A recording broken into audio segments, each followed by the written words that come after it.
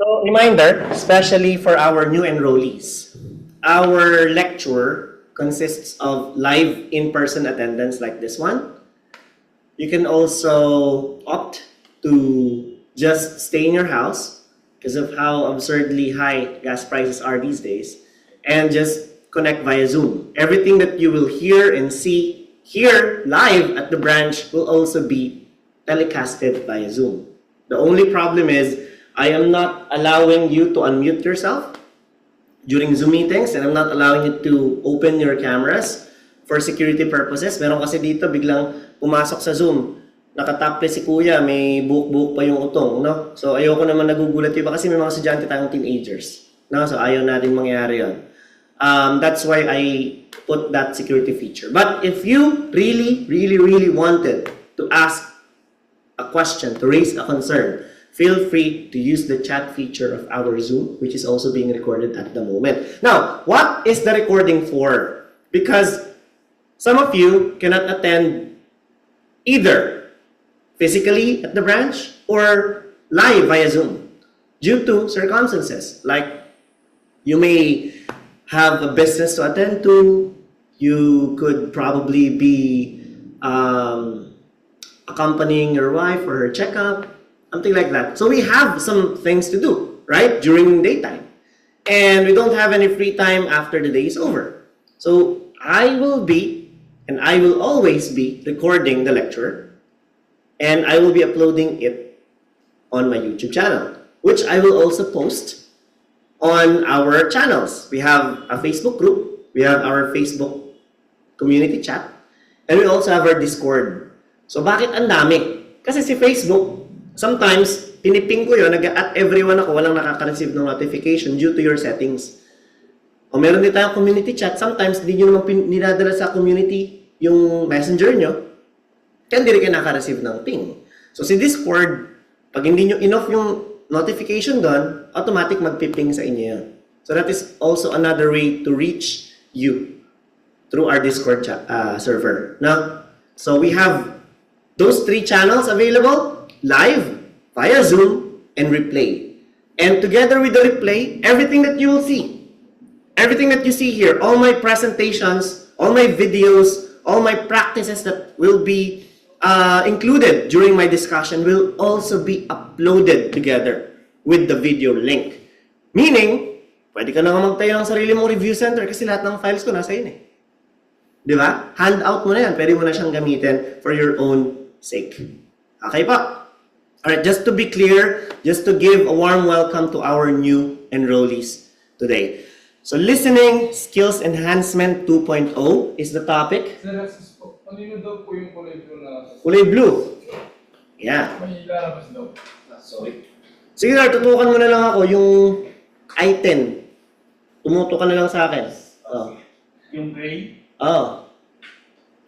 Alright. So, Listening Skills Enhancement is the title of our discussion. It's named such because in the past, we used to have 2 listening skills lecture.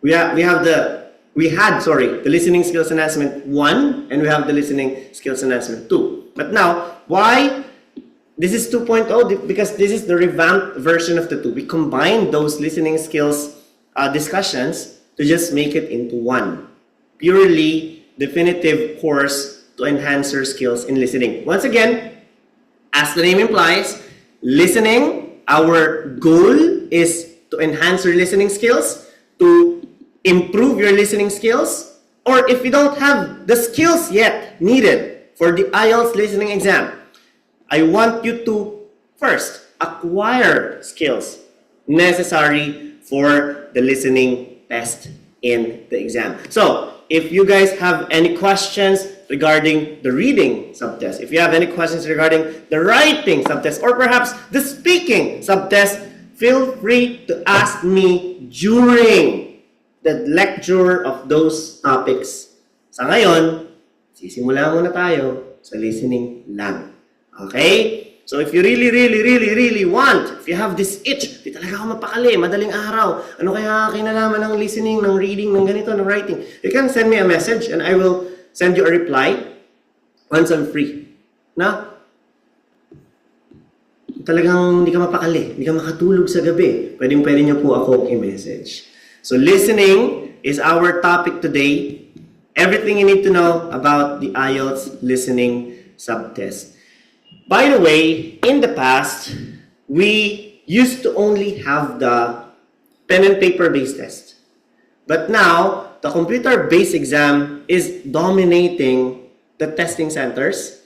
There are no more candidates applying for the pen and paper-based exam anymore.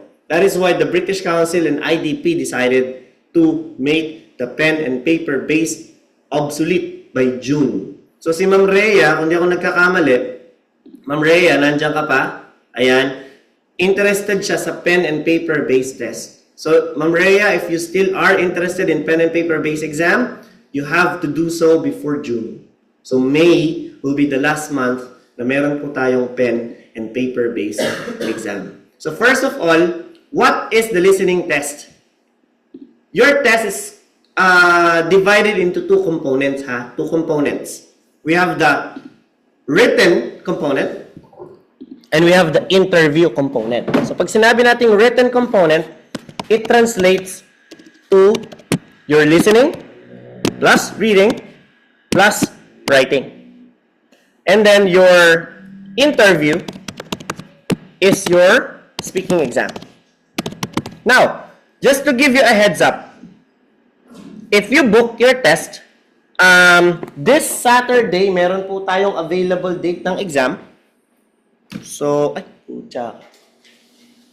this Saturday, meron po tayong available date ng exam. May mga mag-exam po tayo ng Saturday dito sa branch. Anong date yon? 28. March 28. So it so happened that you booked your exam on March 28. Yan, nakikita naman po, ano, siguro. Yan, March 28. So you will expect that since this is a one-day exam only, your March 28 exam will feature listening, reading, and writing from 9 in the morning until 11:32 a.m. Now, there will be a break, and depending on your schedule, your speaking test will commence in the afternoon. So, in the past, we used to refer to the speaking test as an isolated exam because that is completely isolated. So, when we only had the pen and paper based exam available in the Philippines, imagine if an examiner will cater for 80 candidates this week. So, ang ginagawa nila, Saturday ang exam, Huwebes pa lang may nagsispeaking na. So, number one, that is very inconvenient because you have to go to Pampanga, you have to go to Manila, for example. You will be taking your speaking test, 20 minutes lang yun, tapos na. So, it's either uuwi ka, o babalik ka, or magbubook ka ng hotel, doon ka magsistay, para convenient na sa'yo. So, gastos yun. Pero ngayon, this is just going to happen in one day. Except if it is stated otherwise. Nakalagay sa email mo that your speaking test will happen on Friday and your written test will happen on Saturday. Just an example. Okay? So, speaking exam, speaking test will be discussed by Ma'am Shannon some other time because she's our speaking major coach. And I am the coach for the listening, reading, and writing. Okay? Now, listening is the first test. This is the first and quite possibly the easiest out of the four. Siya po ang pinakamadali. No? Ang IELTS po, na-measure po yan from 0 to 9. 0 meaning you don't have a point. 9 means you got the perfect score. That is the reason why the name of our company is called such, 9.09er, is because we want to unleash your 9.0 potential. Okay?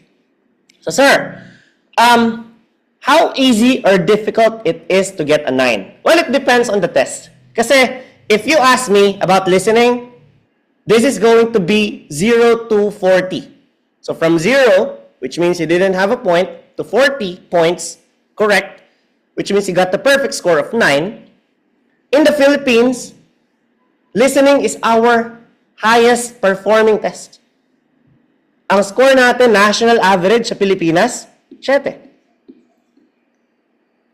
malamang sa malamang, mag-e-exam ka, wala kang ka-idea, makakasyete ka pa rin kay listening. Eh bakit? Bakit? Because listening is very interactive. It's very intuitive. You just have to interact with your mouse, with your keyboard. If you will be taking the pen and paper based test, you just have to write your answers as you listen. That is how easy the listening test is. Now, some of you will be wondering, Sir, bakit po ako nung nag-practice ako, naka-5 lang ako? Ibig sabihin mo lang, Sir, bobo ko. Hindi po. Okay? It just means that you are not equipped the same as others. You are not as quickly responsive as others. That is what we're trying to build here. We want to build your test-taking experience before the day of your test. Kasi, bago makuha itong national average na 7, ilan daan libo ang nag-i-exam sa isang taon? 200,000.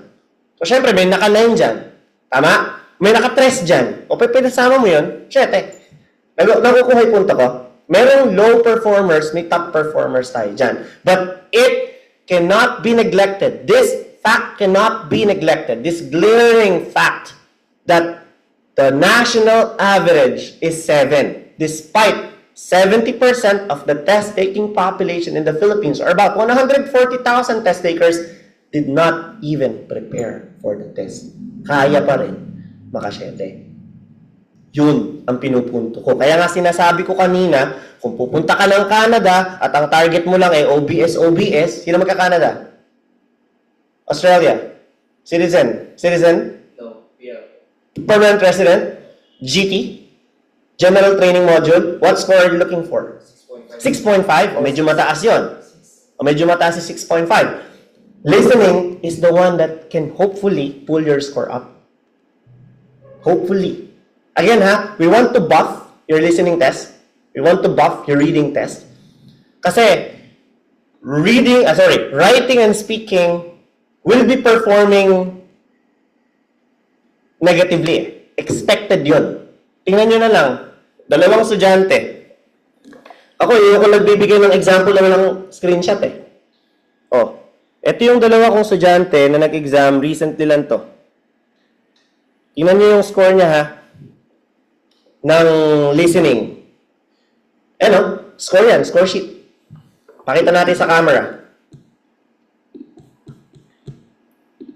Ay, for security purposes pala, wag. Baka kasi screenshot, ganito, gamitin sa kasamaan. Okay, basahin ko na lang. Listening 9. Ano ibig sabihin ng perfect, walang mali? Reading 9. Ano ibig sabihin ng perfect, walang mali?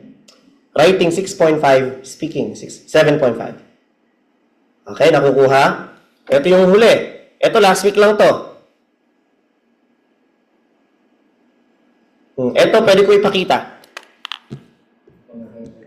Dahil screenshot lang. Pakita ko lang doon sa nasa branch. Doon sa nasa... Ayan po. Listening, 8.5. Reading, 7.5. Writing, 7. Speaking, 7. Nakita nyo? Saan mas mababa? Writing and speaking. And I will tell you the reason why. Bakit sila mababa doon? Well, of course, I'll be explaining it deeply some other time pa nag-discuss na ako ng writing. But just to give you a general or overview of things, writing kasi, you have a lot of things to prepare for.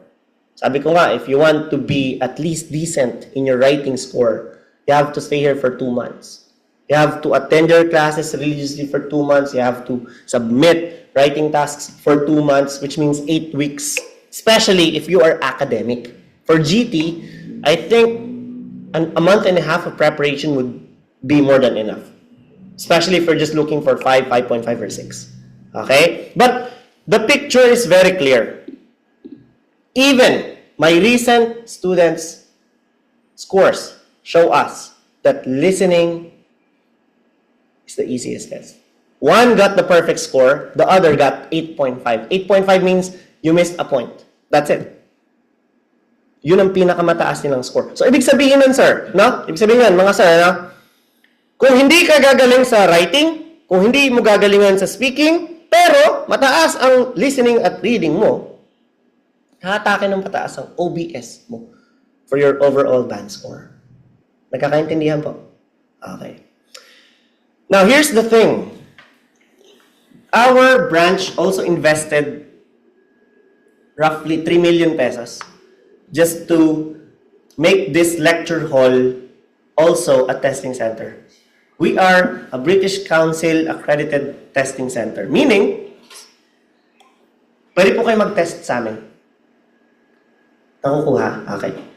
Ang magbabantay sa inyo, yung mga assistant ko lang dito, na?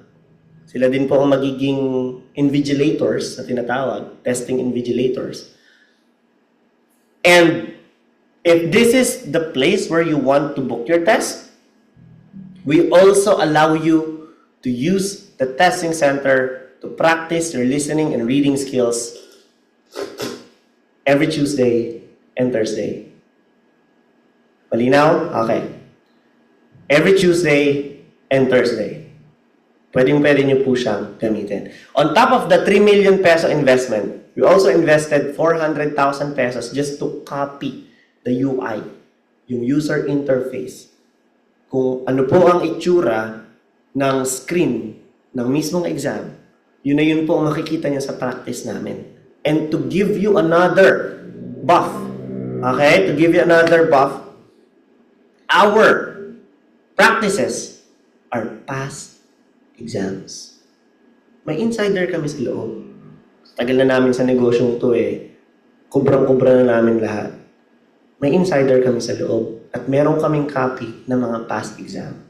So if you will be practicing here, let's say tomorrow is Thursday, right? If you want to practice, our doors are open. Come, mag-practice ka, makakuha ka ng 5.5 sa listening, 4.5 sa reading. Ang target mo, 6. Na wala dapat bababa sa 6. Anong ibig sabihin nun? Ibig sabihin nun, malayo pa ang kailangan mo abutin. Kasi, pinapatunayan lang nun na, okay, you're not yet prepared enough for the test. So you have to attend classes, you have to practice more. Kasi may mga estudyante ko, aminin ko na sa inyo, nag-practice sila ng mock. Unang mock nila, 4. Unang mock nila, 4.5. Masama ba yun? Hindi. Dahil, nung mag-exam sila, 2 months later, 9 na ang score nila. Ang gusto ko lang pong ipaalam sa inyo, na kung kayo po ay magpa-practice ng mock sa amin, at nakatanggap kayo ng mababang score, it just reflects your current ability. Which means you have to improve your ability, you have to enhance your skills needed for survival in this exam. Now, sir, paano naman po kami? Hindi po kami makapunta dyan. O, chat nyo kami. Sasend namin yung link kung saan ka pwede mag-practice. Pero gusto ko lang ipaalam sa'yo, no? Na kung gagawin mo yon, hindi ka dito sa amin magpa-practice. Ang layo ng environment, no? Sino dito nakapag-drive na ng truck? Nakapag-drive ka na ng truck? Nakapag-drive ka na ng truck? Nakapag-drive ka na ng hatchback? Diba? Nakita niyo yung maliit kong sasakyan dyan? Na magda-drive ka ng truck. Pero pinapractice ko sa'yo yung hatchback lang. Tapos saka kita sinabak sa long haul na delivery. Mula Bicol hanggang Tugigaraw. Na truck na ang gamit mo. Ngayon, ito ang tanong. Mahirap o madali ang adjustment? Mas mahirap? Correct? Okay. Here's the idea. If you're planning to drive, kailangan sasagutin ko lang itong tawag na ito. Importante ito.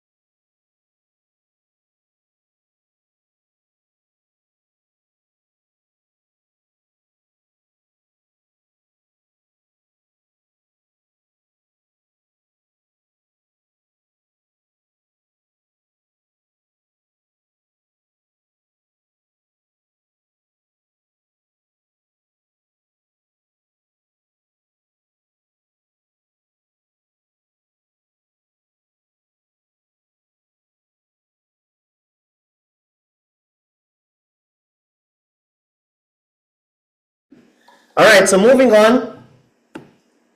Continue. So that is what we can offer as a review center. We're trying to help you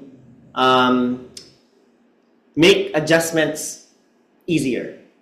Because if, kung gusto nyo lang, you will take your exams here, and you will do your practices here, and we're also teaching you how to do the test properly, then you might be able to achieve what these students that I've shared with you were able to achieve.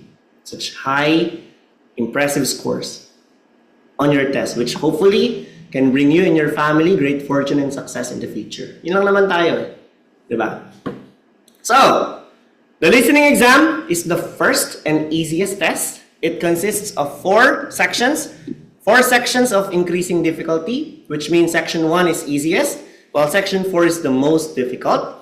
40 items, you have to supply 40 answers for 40 questions. And now this 40 minutes, let's change this because this is only for the pen and paper based exam. Once again, if you are interested in the pen and paper based test, we're not preventing you from taking your test. Kasi nga, we have a test taker here, si Ma'am Rhea, who is very interested in pen and paper based test, yung old school method of taking the test.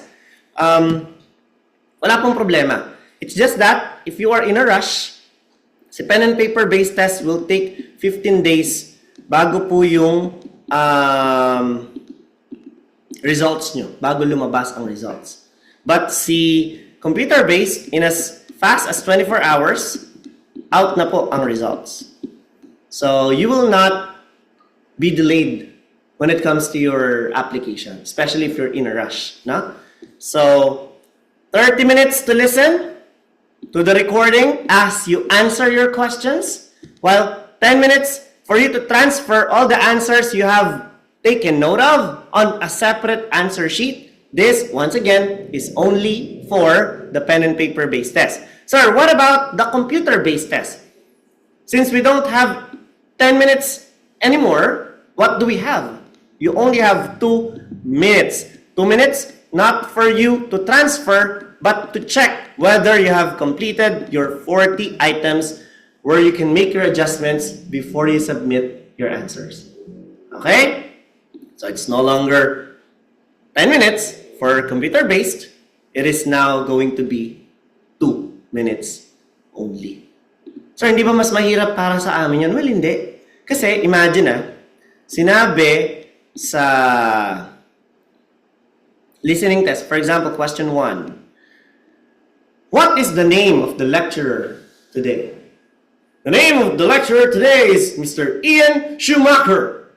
S-C-H-U-M-A-C-K-E-R. Ini-spell out. So, susulat mo isa-isa yon. Dito sa computer-based, may kiklik ka lang na 3. Sino doon? Si Ian Schumacher. Click-click lang. Very interactive. But, in rare occasions, siguro, kung 40 items to, may 5 to 7 items na kailangan mo talagang i-type yung answer. Pero hindi lahat. Halimbawa, itatype mo lang yung sagot, shark. Diba? S-H-A-R-K. Mas madali siyang i-type kesa isulat. Kasi you have your keys available easily. Alright? So, just an example. Listen intently, follow the example, and please do not fall asleep.